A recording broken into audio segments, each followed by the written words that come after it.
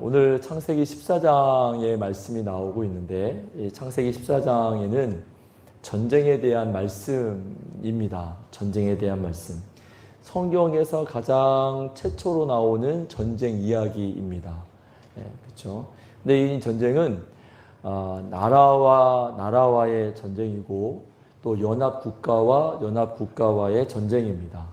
그러니까 한 나라와 한 나라의 전쟁이 아니고 연합된 국가 또 연합된 국가와의 전쟁입니다. 우리 1절의 말씀을 보시면 이제 나라와 왕들이 나오는데 1절 말씀에 시날 왕 아무라벨, 또 엘라살 왕 아리옥, 또 엘람 왕 그돌라오멜, 고임 왕 디달 이렇게 나오게 되죠. 그러니까 4개의 나라가 나오고 또 4명의 왕이 나와요. 근데 이 4개의 나라와 4명의 왕은 서쪽에 위치한 나라입니다. 그래서 그냥 우리끼리 하는 말로 서방 4개국 이렇게 이야기하기도 해요. 서방 4개국. 근데 여러분 14장 2절의 말씀, 그 다음 절의 말씀을 보면 보세요. 소돔 왕 베라, 고모라 왕 비르사, 아드마 왕 시납, 스보임 왕 세메벨, 또 벨라고 소알 왕 이렇게 5개 나라가 나오고 5명의 왕이 또 등장합니다. 그럼 이 나라들은 동쪽에 있는 나라인 거예요. 동방 5개국 이렇게 되는 겁니다. 근데 여러분 이 서방 4개국과 동방 5개국이 이제 전쟁이 일어났어요. 근데 사실은 동쪽에 있는 나라들이 서쪽 4개국 안에 있는 그 중에서도 특히 그돌라오멜이라고 하는 왕에게 이렇게 늘 당하고 산 거예요. 당하고 살았습니다. 그들의 지배를 받고 살았는데 그러다가 12년 동안 시종을 들었는데 12년이 지나고 나서 13년째에 동방 5개국이 반기를 들었습니다. 반기를 들고 그리고 나서 14년째에 전쟁이 일어난 거예요. 전쟁이 일어났는데 여러분 누가 이겼을까요? 누가 이겼냐면 서방 4개국이 이긴 거예요.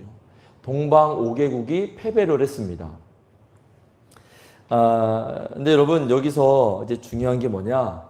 여기 14장 2절의 말씀이 화면에 떠 있지만 이 동방 5개국이잖아요. 동방 5개국이 서방 4개국에게 전쟁에서 패했는데 중요한 것은 동방 5개국 안에 어떤 나라가 포함되어 있느냐? 우리가 잘 아는 나라가 있죠. 소돔과 고모라가 포함되어 있는 거예요. 그런데 그 소돔과 고모라 안에 누가 있어요? 누가 있냐면 아브라함의 조카 롯이 있습니다. 그러니까 여러분 이 동방 5개국이 패배를 하면서 아브라함의 조카 롯도 이제 포로로 잡혀가게 되고 또 모든 걸 다 빼앗기게 된 거예요. 그런데 이 소식을 아브라함이 들어요. 아브라함이 듣고 자신의 군사 318명을 데리고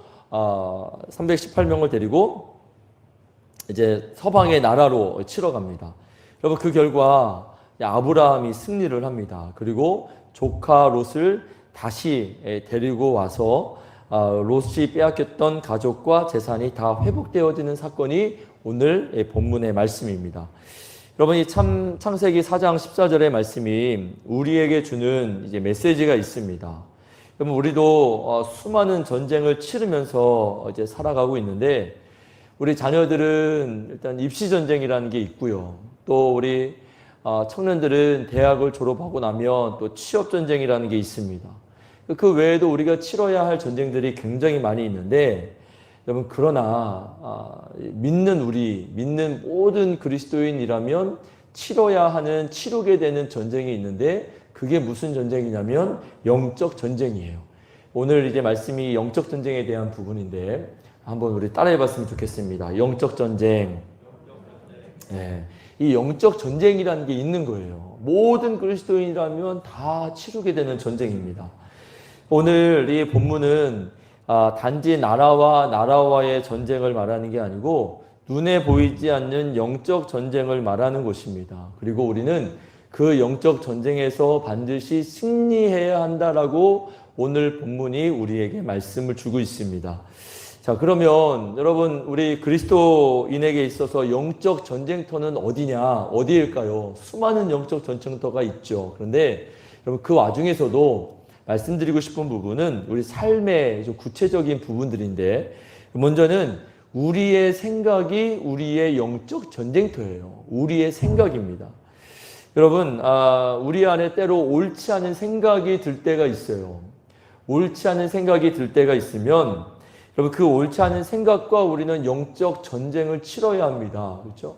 나에게 올바르지 않은 생각이 들면 그 올바르지 않은 생각을 내가 제거해야 하고 그 생각과 내가 단절해야 하고 그렇게 해서 내가 올바르지 않은 생각을 옳은 생각으로 이렇게 방향을 바꾸어 나가는 것, 이게 바로 영적 전쟁이 되는 거죠. 여러분, 우리의 생각은 견고한 진과 같습니다. 그래서 잘 무너지지 않아요. 한번 내 내리에 박혀진 생각이 있으면 그게 쉽게 무너지지가 않아요. 예를 들어서 가장 좋은 예가 뭐냐면 고정관념이 그래요. 우리 모든 사람에게는 다 고정관념이라는 게 있거든요. 또 우리에게는 무언가에 대한 편견도 있어요. 이 고정관념과 편견이라는 것이 한번 나에게 잡히게 되어지면 이게 잘 무너지지가 않는 거예요. 여러분, 그거 아세요? 여러분, 첫인상이라는 게 있잖아요. 내가 어디를 갔어요. 근데 첫인상이라는 게 비춰질 때가 있습니다. 여러분, 회사나 어디나 첫인상이 참 중요하잖아요. 근데 내가 그 첫인상이 잘못 이렇게 바뀌었어요. 그러면 그 첫인상을 바꾸는데 여러분, 만 번의 노력이 필요하다는 사실 아세요? 그러니까 여러분, 이 첫인상이 그래서 중요한 거예요. 첫인상이 한번 바뀌면 내가 그 첫인상을 깨기 위하여, 바꾸기 위하여 만 번 이상의 노력이 필요하고, 그만큼 첫인상이 바뀌기가 어렵다라는 것이 여러분, 우리 안에 있는 편견과 우리 안에 있는 무언가에 대한 고정관념이 참 깨지기 어려운 견고한 진과 같다라고 하는 거예요. 그래서 우리의 이런 생각이 우리의 분명한 영적 전쟁터입니다. 여러분, 성경이 우리에게 뭐라고 말씀을 하는가 하면 생각을 잘 다스려야 한다라고 말을 하고, 또 우리의 생각을 잘 관리할 수 있도록 파수꾼을 세우라고 이렇게 말씀을 하세요. 그래서 우리에게 있는 수많은 고정관념, 또 편견, 또 부정적인 생각, 또 열등한 생각, 남을 속이려고 하는 생각 등등등, 이런 생각 앞에서 우리가 승리하려면 말씀의 파수꾼을 세워서 말씀의 민감함과 또 말씀의 또 기준을 따라 우리의 생각을 잘 다스리고 관리함으로 말미암아 우리의 이 생각의 영적 전쟁터 안에서 우리가 승리해야 한다라고 하는 거예요. 우리의 생각을 잘 다스려야 하고 말씀의 파수꾼을 세워야 한다라고 하는 것입니다. 자, 그러면 또 우리의 생각이 영적 전쟁터라면 또 그 다음에 우리에게 있는 영적 전쟁터가 무엇이냐면 마음이에요. 우리의 마음이 영적 전쟁터입니다. 여러분, 잠언 4장 23절의 말씀, 우리 말씀 같이 한번 읽어보겠습니다. 시작. 모든 지킬 만한 것 중에 더욱 내 마음을 지키라. 생명의 근원이 이에서 남이니라. 아멘. 여러분, 우리가 지킬 만한 게 얼마나 많이 있습니까? 지킬 만한 게 얼마나 많이 있어요. 그런데 무릇 그것보다도 그 가운데서도 가장 무엇보다도 지키기를 힘써야 되는 부분이 어디냐면 우리의 마음이라는 거예요. 마음.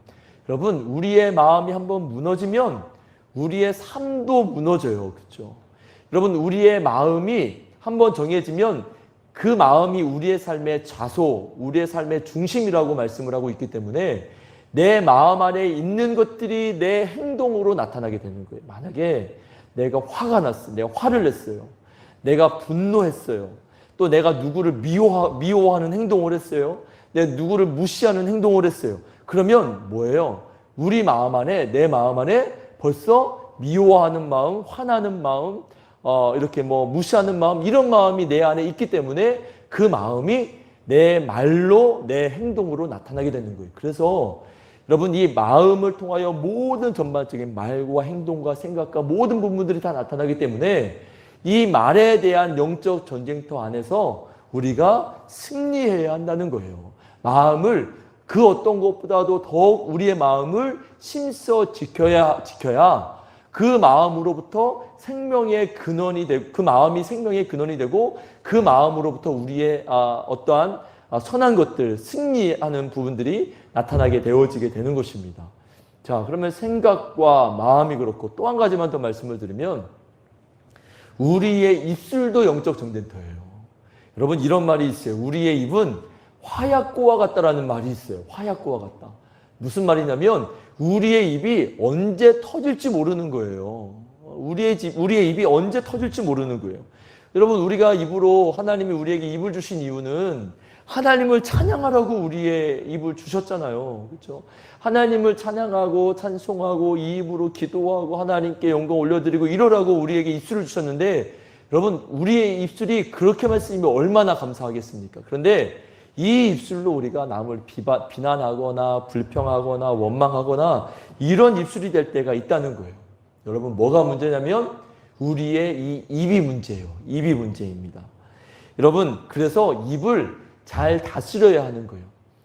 우리의 입술이 이런 말하는 것들이 영적 전쟁터인 거죠. 그래서 우리의 입술을 잘 다스려야 하는데 왜 우리의 말하는 것, 우리의 입을 잘 다스려야 하느냐? 우리 민수기 13장 28절의 말씀 우리 제가 같이 한번 읽어보겠습니다. 시작. 내 삶을 두고 맹세하노라. 너희 말이 내 귀에 들린 대로 내가 너희에게 행하리니. 아멘. 여러분 뭐라고 말씀하고 있냐면 내가 말하는 것을 누가 듣고 있냐면 하나님이 다 듣고 계시는 거예요. 여러분 놀랍지 않습니까? 여러분 벌써 약간 무섭지 않으세요? 내가 말하는 것 모든 것들을 하나님이 다 듣고 계세요. 하나님은 내가 찬양하는 그 소리만 듣고 계신 게 아니에요. 골라서 들으시는 게 아니에요. 내가 말하는 것, 내가 부정적으로 말하는 것, 내가 안 된다고 말하는 것, 내가 원망하고 불평하는 이 말하는 것 모든 것들을 하나님이 다 듣고 계신대요. 그런데 더 무서운 게 뭔지 아세요? 더 무서운 것은 우리가 말하는 걸 하나님이 다 듣고 계시는데 거기서 더 나아가서 내 귀에 들린 대로 내가 너희에게 행하겠다는 거예요. 여러분 내가 불평하고 원망하고 안 된다고 말하고 힘들다고 말하고 이렇게 말하는 등등등등 이런 것들을 하나님이 다 듣고 계시고 그 말한 그대로 내가 너희에게 행하겠다 행하시는 분이 하나님이시라는 거예요. 그러면 여러분 우리가 말이라는 게 제일 문제인데 물론 그 말은 우리 마음으로부터 나오는 겁니다. 우리가 말을 하는데 여러분 기왕에 말하는 거 어떻게 말해야 되겠습니까? 기왕에 말하는 거 여러분 부정적으로 말해야 되겠어요? 기왕에 똑같은 말하는 거 부정적으로 말하는 게 아니라 긍정적으로 말할 수 있어야 되고 기왕에 말 한마디 똑같은 말 한마디 하는 거 여러분 안 된다고 말하는 게 아니고 믿음의 말을 할 수 있어야 하고 기왕에 말하는 거 다 듣고 들린 대로 행하시니까 기왕에 말하는 거 여러분 기적적으로 말할 수 있어야 되는 거죠. 여러분 이게 믿음이에요. 여러분 하나님은 우리가 말하는 거 다 듣고 계시고 또 들은 대로 또 행하시는 하나님이시니까 내가 똑같은 상황이라 할지라도 내가 어떤 말을 하느냐가 내 삶을 좌우하게 되는 거예요.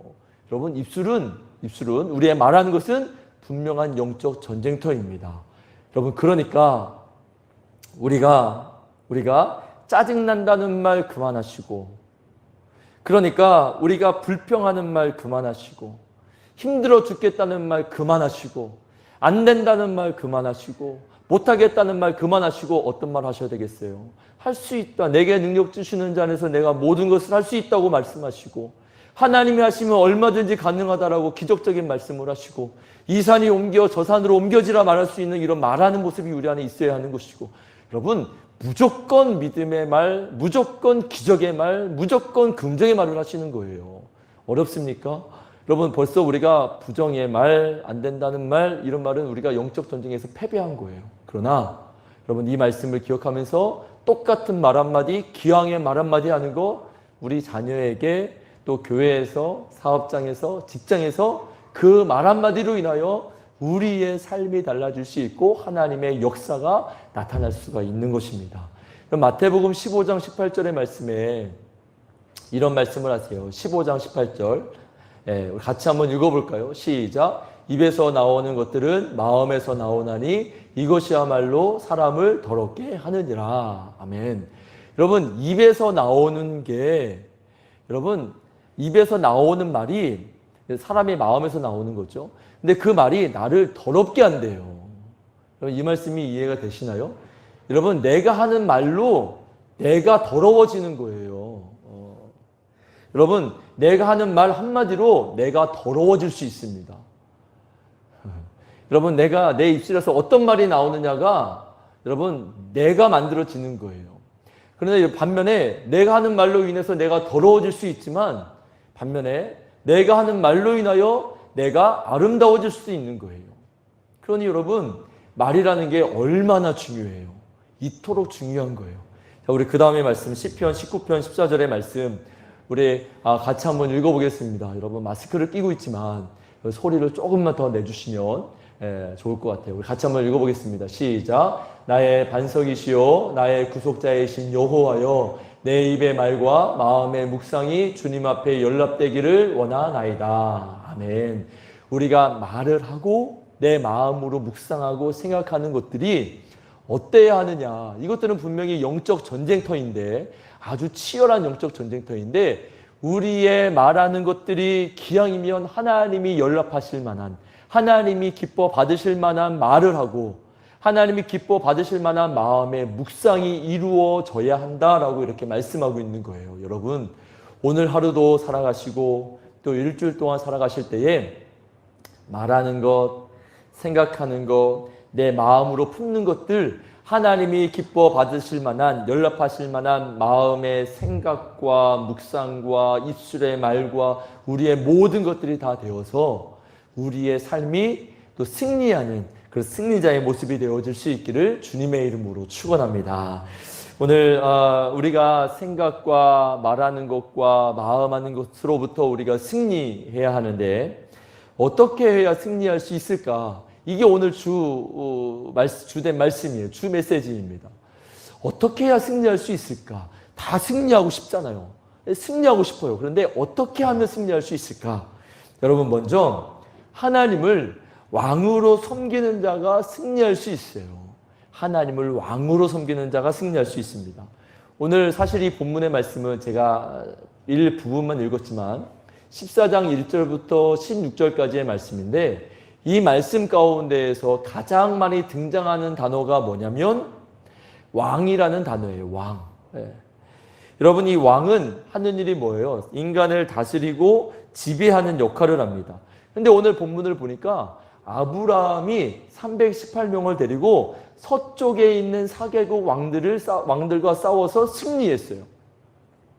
하나님을 왕으로 모시는 아브라함 한 사람이 세상의 왕들과 싸워서 승리했다는 거예요.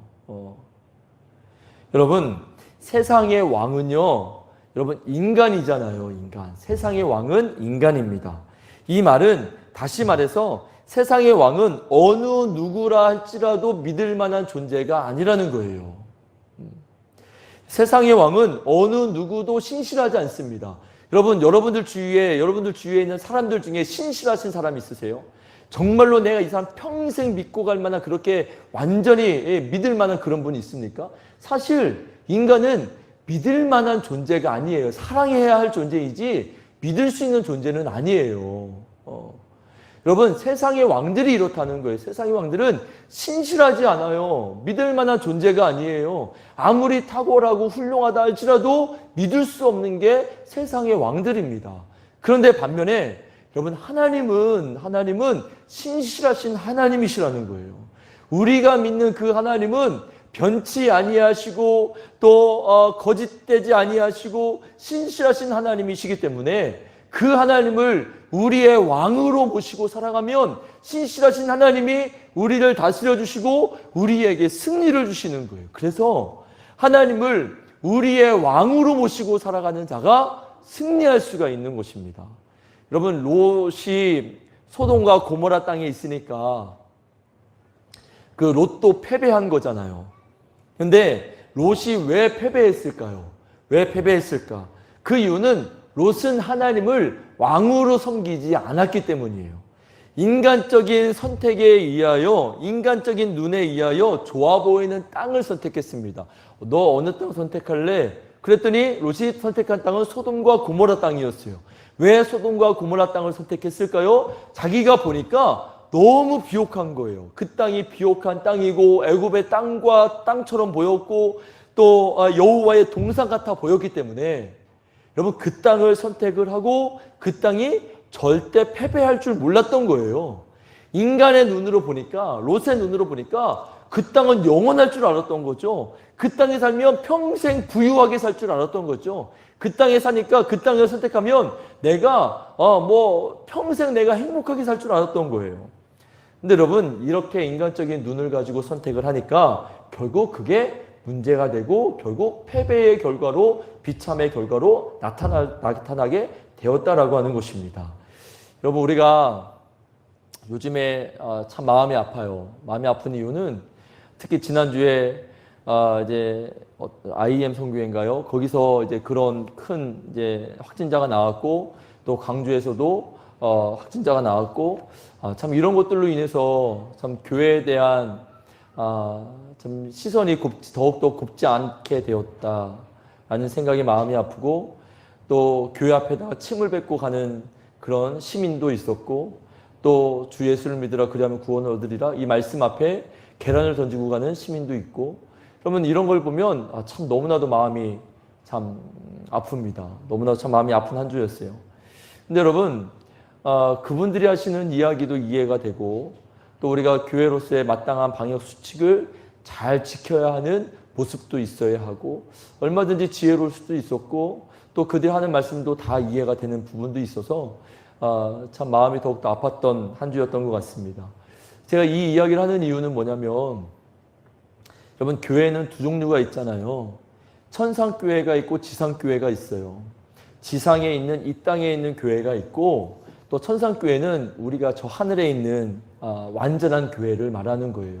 근데 저 하늘에 있는 저 천상교회는 이미 승리한 교회이고 또 완전한 교회입니다. 그런데 이 땅에 있는 모든 교회들은 다 불완전한 교회이고, 이 땅에 있는 모든 교회들은 다 전투하는 교회예요. 그러니까 이 땅에 있는 모든 교회들은 지금 다 세상과 전투하고 있는 중이라는 이야기예요. 근데 세상과 싸우고 있는 전투하는 교회인데, 그 중에 어떤 교회는 패배하기도 하고, 그 중에 어떤 교회는 승리하는 교회도 있는 거예요. 여러분, 우리 교회가 어떤 교회가 되기를 원하십니까? 여러분, 우리 교회가 저뿐만 아니고 이 자리에 있는 여러분들도 다 동일한 마음일 건데, 여러분, 우리 가경제일교회가 승리하는 교회가 되어지기를 주님의 이름으로 축원합니다. 여러분, 이 마이클 호튼이라고 하는 분이 이런 책을 썼어요. 세상의 포로가 된 교회라는 책을 썼는데, 여러분, 그 책에서 이 분이 말씀하는 게 뭐냐면, 왜 교회가 세상의 포로가 되었을까, 이걸 쓴 거예요. 왜 교회가 세상의 포로가 되었을까? 교회가 세상의 포로가 된 이유를 한마디로 이야기하면 그 이유는 이거라는 거예요. 그 이유가 뭐냐면 세속화라는 거예요. 교회가 세속화되었기 때문에 교회가 이 세상의 포로가 되었다라는 거예요. 이 세상의 포로가 되었다. 그럼 여러분, 우리가 세속화라는 말을 많이 들어왔는데 세속화라는 게 뭘까요? 세속화라는 것은 굉장히 간단한 거예요. 이 세상의 세속화는 이 세상이 왕으로 삼는 게 세속화예요. 교회가 사람을 왕으로 삼는 게 세속화예요. 이 세상의 가치관을 따라가는 게 세속화입니다. 근데 여러분, 교회는 하나님을 왕으로 삼아야 되는 거죠. 그럴 때 교회가 승리할 수가 있는 거예요. 만약에 세상을 왕으로 삼고, 교회가 세상을 왕으로 삼고, 또 교회가 어떤 한 인간을 왕으로 삼으면, 여러분, 그 교회는 패배하는 교회가 되는 거예요. 이길 것 같지만 패배하는 거예요. 세상의 원리를 따라가면 이 교회가 막 부흥할 것 같고, 이 교회가 막 엄청난 힘을 가질 것 같지만, 여러분, 그 교회는 패배합니다. 그러나 교회가 신실하신 하나님을 왕으로 삼으면, 그 하나님을 따라가는 교회가 되어지면 그 교회가 세상 가운데서 모욕과 멸시를 받고 세상 가운데서 패배할 것 같고 작아질 것 같지만 결국 그 교회는 승리하는 거예요. 여러분, 세속화가 교회를 세상의 포로가 되게 하는 거예요. 여러분, 우리 교회가 하나님을 왕으로 삼고 하나님을 우리 교회의 주인으로 삼는 교회가 되어지면, 여러분, 우리 교회가 승리하게 될 줄로 믿습니다. 우리가 때로 누군가를 향해서 이런 말 할 때가 있어요. 저 사람 참 믿음 좋아. 이런 말 할 때가 있죠. 여러분, 무슨 근거로 그렇게 이야기하십니까? 무슨 근거로 저 사람 보고 믿음 좋다라는 이야기를 하시나요? 여러분, 교회 안에서 만나는 일주일간 단 1시간의 모습을 보고 저 사람의 믿음을 우리가 평가할 수 있나요? 그게 근거가 될 수 있나요? 우리가 기껏해야 여러분, 우리가 때로 모든 예배를 다 드리면 믿음 좋다 이렇게 이야기를 하죠. 여러분, 일주일에 새벽 예배, 수요 예배 다 포함해서 한 6시간, 5시간 될까요? 그 모습을 보고 우리가 일주일 24 곱하기 7에서 했던 그 시간 안에 단 6시간만 보고 우리가 저 사람의 믿음 좋다라고 이렇게 이야기할 수 있나요? 여러분, 교회에서 헌금을 많이 드린다고 그 사람이 믿음이 좋다라고 우리가 이야기할 수 있나요? 여러분, 믿음이 좋다라는 말은 교회 안에서의 단 몇 시간만의 모습을 가지고 그 사람의 믿음이 입증되는 거 아니에요. 그렇죠? 그 사람의 믿음을 평가할 수 있는 분은 오직 하나님 뿐이시지만 적어도 그 사람의 믿음을 평가할 수 있는, 입증할 수 있는 근거는 교회에서의 생활뿐만 아니라 그 사람의 가정에서의 모습도 보아야 하고 그 사람이 일터에서의 모습도 보아야 그 사람의 믿음을 입증할 수 있는 근거가 되는 거예요. 여러분, 우리가 세상을 이렇게 믿음으로 하나님을 나의 왕으로 모시고 살다 보면 반드시 거기에는 세상의 모욕과 멸시가 있습니다. 그렇죠? 이건 당연한 결과죠. 항상 늘 교회는 핍박을 받아왔잖아요. 늘 멸시를 받아왔잖아요. 이렇게 멸시를 받는 것은 여러분 최근 1, 2년 사이의 일이 아니에요. 여러분 2000년 전부터 예수님이 오실 때부터 그 전부터 이렇게 늘 믿는 자들은 멸시를 받아오고 모욕을 받아왔지만 그래도 믿음을 지켜나가고 있는 거잖아요. 근데 여러분, 우리가 이렇게 세상에 이렇게 멸시를 받아요. 하나님을 왕으로 삼는 자들은 멸시를 받습니다. 여러분, 예를 들어서 우리가 주일날 가게 문을 닫고 주일날 예배드리기 위하여 가게 문을 닫는다? 여러분, 이거 세상 사람들이 볼 때는요 엄청 바보 같은 짓입니다.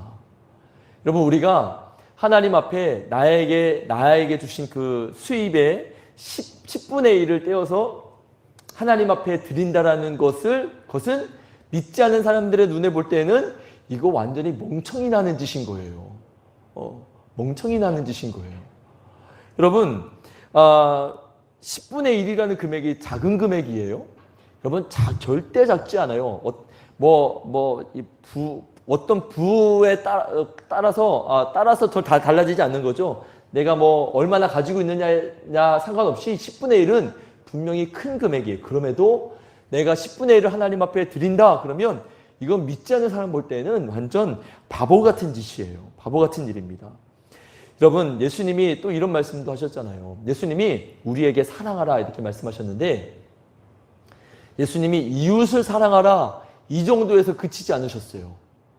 예수님이 우리에게 이웃을 사랑하라 이게 아니고 그렇게 말씀하신 게 아니고 예수님은 원수를 사랑하라 이렇게 말씀하셨어요. 여러분, 이웃 사랑할 수 있습니다. 그렇죠? 내 옆집에 있는 그 사람, 아줌마 사랑할 수 있어요. 아저씨, 옆집에 사는 이웃 사랑할 수 있습니다. 근데 여러분, 원수 사랑할 수 있으세요? 불가능한 일이에요. 여러분, 원수를 사랑하려면 내가 더 그 사람 비난하고 더 그 사람에게 혹독하게 굴고 막 더 무섭게 굴고 이래야 되는데 여러분, 그 원수를 사랑하라고 예수님이 말씀하신 거예요. 지금 이게 뭘 말씀하고 있냐면 여러분, 주일 성수나 헌금이나 예물 드리는 부분이나 또 원수를 사랑하는 부분이나 이게 뭘 얘기하는 거냐면 하나님 나라의 원리를 말씀하고 있는 거예요. 신기하게도 세상의 원리와 하나님의 나라는 정반대예요. 누가 크고자 하거든 낮아져라 이렇게 말씀하시잖아요. 네가 으뜸이 되고자 하거든 네가 섬기는 자가 되라 이렇게 말씀하세요. 완전히 반대죠. 여러분, 마태복음 5장의 말씀을 보면 팔복에 대해서 말씀하실 때 누가 복이 있느냐? 심령이 가난한 자가 복이 있다라고 말씀하시고 애통하는 자가 복이 있다라고 말씀하시는 완전히 정반대를 말씀을 하시는 거죠. 하나님 나라의 원리는 반대예요. 반대. 그런데 이 하나님의 나라의 원리를 따라가라고 예수님이 말씀하고 계시고 그 하나님 나라의 원리를 따라갈 때 우리가 승리하는 자라고 성경이 그렇게 말씀하고 있는 거예요. 근데 하나님 나라의 원리를 따라가는 게 무엇이냐면 바로 하나님을 나의 왕으로 섬기는 자가 그 하나님 나라의 원리를 따라갈 수가 있는 것이고, 하나님을 내 삶의, 내 인생의 주인으로 모시는 자가 그 하나님 나라의 원리를 따라가는 자가 될 수 있고, 그러한 자가 승리할 수 있다라고 성경이 말씀을 하고 있는 것입니다. 여러분, 우리는 내가 세상의 원리를 따라갈 것이냐, 아니면 나는 하나님 나라의 원리를 따라갈 것이냐, 이 두 개의 원리 가운데 우리는 매일매일 충돌하며 살아가는 거예요. 매일매일 충돌하며 살아가고, 매일매일 이 충돌 가운데 내가 어떠한 한 가지의 선택을 하고 살아가는 게 우리의 인생이 되는 거예요. 그러나 중요한 것은 내가 하나님 나라의 원리를 따라 살아갈 때에, 하나님을 나의 왕으로 섬기고 살아갈 때에 분명히 영적 전쟁에서 승리할 수가 있다라고 하는 것입니다. 여러분, 두 번째로 우리가 언제 승리할 수 있느냐, 누가 승리할 수 있느냐, 훈련을 받는 자가 승리할 수 있습니다. 14절의 말씀을 보니까 이렇게 말씀을 하죠. 아브라함이 그의 조카가 사로잡혔음을 듣고 집에서 길리고 훈련된 자 318명을 거느리고 단까지 쫓아가서 이렇게 말씀을 하세요. 여러분, 서방의 4개국 군사들도 잘 훈련된 군사들이었을 거예요. 그렇죠? 얼마나 훈련되었겠어요. 그런데 아브라함의 군사 318명이 그들과 싸워서 이겼어요. 어떻게 그럴 수 있었을까? 아브라함의 군사도 그만큼 그보다 더 군사적인 훈련이 잘 이루어졌을 거예요. 근데 여러분, 거기서 그친 게 아니고 말씀을 보니까 이렇게 말씀을 하고 있는 거예요. 집에서 길리고 훈련된 자 318명, 이렇게 이야기하고 있습니다. 여러분, 이 군사들은 아브라함의 집에서 길리어진 자들이에요.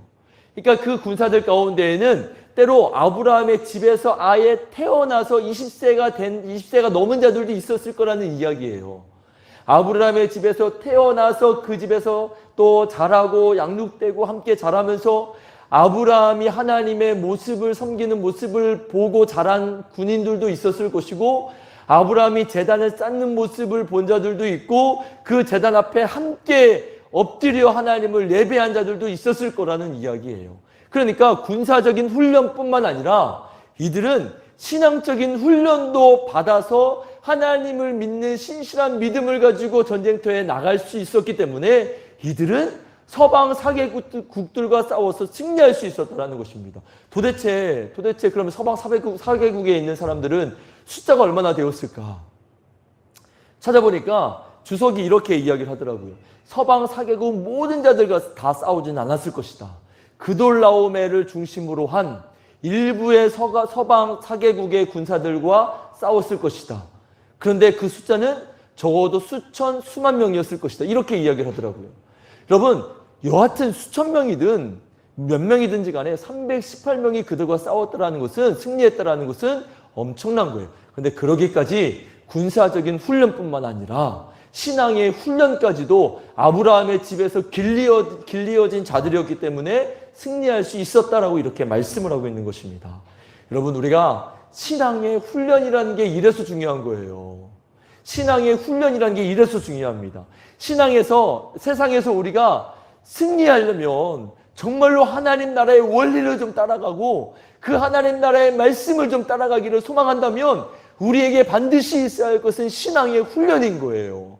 여러분, 내 신앙의 훈련 받지 않고 내 방식대로 살아가면 이길 것 같죠? 100% 집니다. 100% 져요. 100% 지는 거예요. 여러분, 내 방식을 내가 뛰어나니까, 여러분, 우리 모두 다 약간 나를 약간 이렇게 좀 높게 바라보는 그런 게 있잖아요. 내 방식대로 내 생각대로 이렇게 하면 내가 100% 이길 것 같은데 여러분, 100% 진다니까요. 100% 져요. 그러니까 내 방식대로 살아가면 여러분, 그거는 결국 지는 거예요. 여러분, 저는 여러분들에게 훈련과 양육을 받지 않으면 천국 못 간다 이렇게 얘기하는 거 아니에요. 천국 갈 수는 있습니다. 그런데 계속 패배하며 살아가는 거예요. 계속 내 방식대로 살아가고 세상의 원리를 따라 살아가다가 막 엉망진창으로 살아가다가 부끄러운 구원이라는 말이 있잖아요. 그렇게 되는 거예요. 여러분, 우리는 영적인 존재이고 우리는 또 하나님을 믿는 자이기 때문에 반드시 신앙의 훈련을 받아야 합니다. 여러분, 올해도 큐티 훈련을 합니다.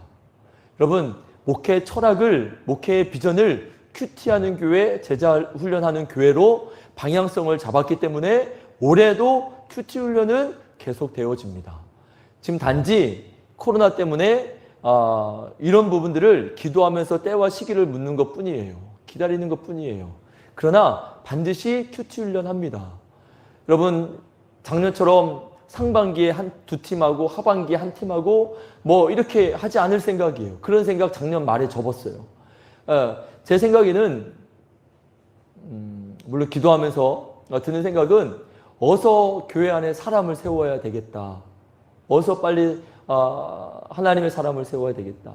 그래서 시간이 맞는 사람들끼리 2명이든 3명이든 요일 가리지 않고 시간 가리지 않고 시간이 맞기만 하면 어서 그분들을 빨리 큐티 훈련, 신앙의 훈련을 통해서 빨리 세워야 되겠다.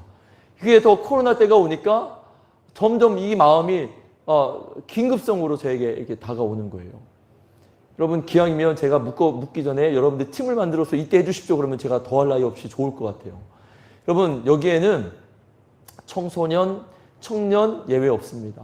청소년 큐티 훈련 있고, 청년 큐티 훈련 있고, 여러분, 우리 어르신들 시니어도 큐티 훈련 합니다. 물론 약간 기간이나 약간 이런 부분들이 약간 좀 다를 수는 있겠죠.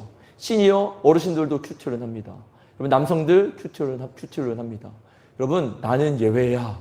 이런 생각 아예 하지 않는 게 좋으세요. 여러분, 여기에 큐티 훈련은 우리가 해도 되고 안 해도 되는 훈련이 아니고 이 신앙의 훈련을 받아야 우리가 세상에서 정말로 하나님의 말씀을 따라가는 삶을 살아갈 수가 있는 거예요. 그러니 나 훈련 받기 싫어. 그러면 이제 2주 전에 말씀을 드렸잖아요. 친구가 찾아왔는데 그 친구 이제 제 평상시에 성도님들이 저에게 하는 어떤 뭐 진솔한 대화, 이런 대화를 듣지 못했던 대화를 그 친구를 통해서 제가 이제 듣게 되니까 이제 그 친구가 하는 말이 이런 훈련 받는 거 너무 힘들다는 거예요. 주일날 하루 있는데, 하루 쉬는데, 담임 목사님이 그쪽도 이제 오신 지 3년이 되어서, 훈련을 하자고 하시는데, 한번 받아보니까 너무 힘들다는 거예요. 힘든 거 알아요. 힘든 거 압니다. 여러분, 저도 힘들어요. 여러분은 일주일에 한 번 와서 훈련 받으시겠죠? 저는 여러분, 훈련팀이 10개 팀이면 10개 팀 다 하면 저도 힘들어요.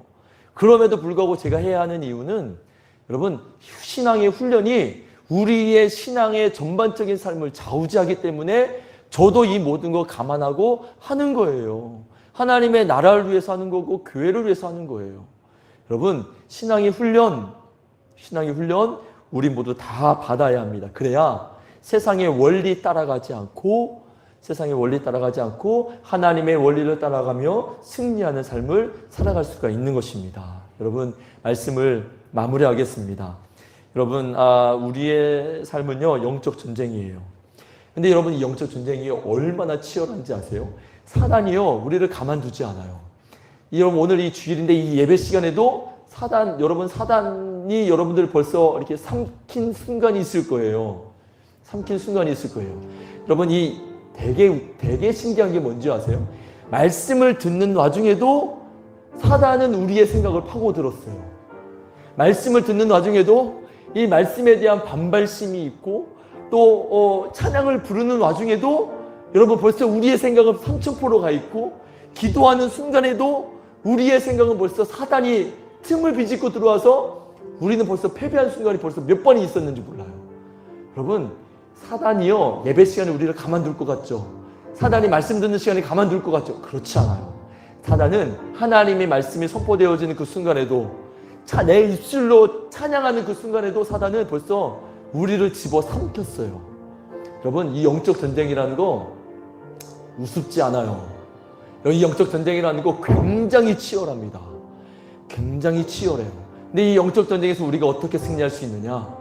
여러분, 가정에서 어떻게 승리할 수 있고, 사업장에서 어떻게 승리할 수 있고, 나 혼자 있는 시간에 어떻게 승리할 수 있고, 하나님을 왕으로 모실 때, 하나님을 나의 주인으로 모실 때, 신실하신 하나님만 바라볼 때 승리할 수 있고, 근데 이런 것들이 그냥 되느냐? 그냥 되지 않아요. 분명히 훈련이 필요해요. 훈련이 있어야 돼요. 여러분, 훈련은 어떤 자발성을 가지고 적극성을 가지고 내가 할 수도 있지만 대부분 여러분 몇 번 훈련받다 보면 지레 지쳐요. 그렇기 때문에 때로는 반강제적인 훈련도 필요한 거예요. 그렇지 않아요? 모든 것은 훈련되고 변화되기까지는 반강제적인 모습이 좀 있어야 되는 거예요.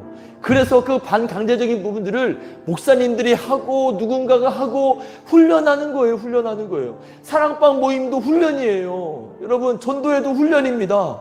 여러분, 이 예배도 훈련이고 큐티 훈련도 훈련이고 앞으로 하게 될 수많은 훈련과 양육 과정 가운데 이 모든 것들이 다 훈련이에요. 그러니 우리는 이 훈련의 과정을 물론 지치고 힘들고 어렵고 힘들고 피곤하지만 그럼에도 불구하고 이 훈련의 과정을 잘 감당할 수 있어야 되는 거예요.